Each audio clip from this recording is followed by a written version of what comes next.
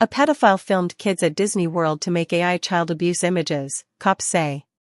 AI image generator Stable Diffusion was used to turn thousands of GoPro'd photographs of children visiting the park into child sexual abuse material, investigators say. By Thomas Brewster. Forbes staff senior writer at Forbes covering cybercrime, privacy, and surveillance. Follow author. August 30, 2024, 1:39 p.m. EDT updated April 8, 2025, 12:58 p.m. Eastern Daylight Time. 0. Disney says it wasn't told about an alleged pedophile taking images at its Orlando, Florida theme park. Photo by Joe Radel/Getty Images. Getty Images. For many children visiting Disney World in Orlando, Florida, it was the trip of a lifetime. For the man that filmed them on a GoPro, it was something more nefarious, an opportunity to create child exploitation imagery. The man, Justin Culmo, who was arrested in mid-2023, admitted to creating thousands of illegal images of children taken at the amusement park and at least one middle school, using a version of AI model Stable Diffusion, according to federal agents who presented the case to a group of law enforcement officials in Australia earlier this month. Forbes obtained details of the presentation from a source close to the investigation. Culmo has been indicted for a range of child exploitation crimes in Florida, including allegations he abused his two daughters, secretly filmed minors and distributed child sexual abuse imagery, CSAM, on the dark web. He has not been charged with AI CSAM production, which is a crime under U.S. law. At the time of publication, his lawyers had not responded to requests for comment. He entered a not guilty plea last year. A jury trial has been set for October. This case starkly highlights the ruthless exploitation that AI can enable when wielded by someone with the intent to harm. Jim Cole, former DHS child exploitation investigator.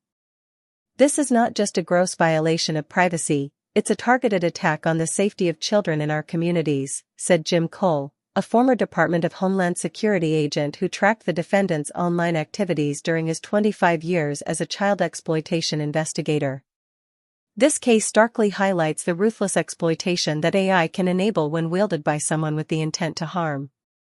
The alleged criminal activity is perhaps the grimmest example yet of AI image manipulation, one that may have victimized many Disney World visitors.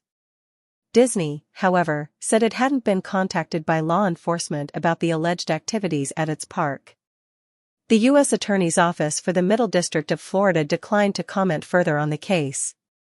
The DHS, which led the investigation into Culmo, didn't respond to requests for comment.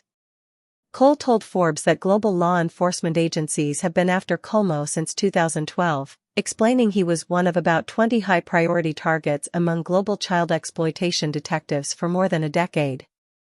Using facial recognition, detectives pursuing Culmo were able to identify one of his victims and trace manipulated images of them back to him. While arresting him, they found more child abuse images on his devices. Culmo admitted to creating them, including those of his daughters, the complaint states.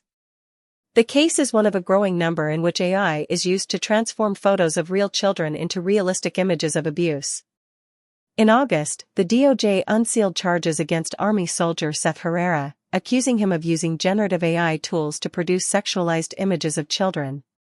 Earlier this year, Forbes reported that Wisconsin resident Stephen Anderegg had been accused of using Stable Diffusion to produce CSAM from images of children solicited over Instagram. In July, the UK-based non-profit the Internet Watch Foundation, IWF, said it had detected over 3,500 AI CSAM images online this year. Cole said that Stable Diffusion 1.5 has been the most commonly used generative AI tool used by pedophiles, largely because it can be run on their own computers without storing illegal images on Stability AI or other AI provider servers, where they might be detected. There are no built-in safeguards.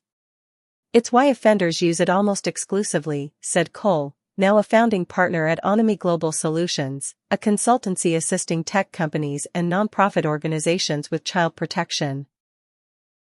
In 2023, Stanford researchers found that an early version of Stable Diffusion had been trained, in part, on illicit images of minors.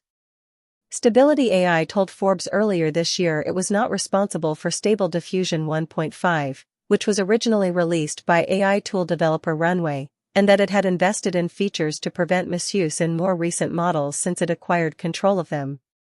Runway hadn't responded to requests for comment at the time of publication. With Stable Diffusion 1.5 out in the wild, there's little to be done to prevent its misuse.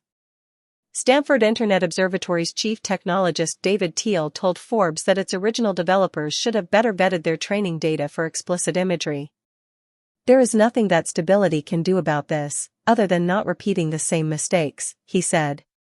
As for how the government will go about prosecuting AI CSAM creators, a current federal child exploitation investigator, who was not authorized to speak on record, suggested that in cases where AI had been used to sexualize images of real children, charges would likely be equivalent to those in standard CSAM cases.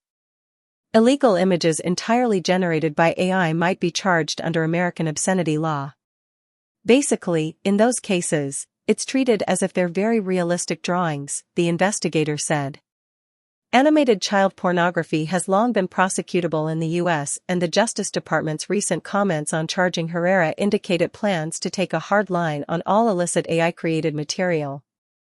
Criminals considering the use of AI to perpetuate their crimes should stop and think twice, because the Department of Justice is prosecuting AI-enabled criminal conduct to the fullest extent of the law and will seek increased sentences wherever warranted, said Deputy Attorney General Lisa Monaco.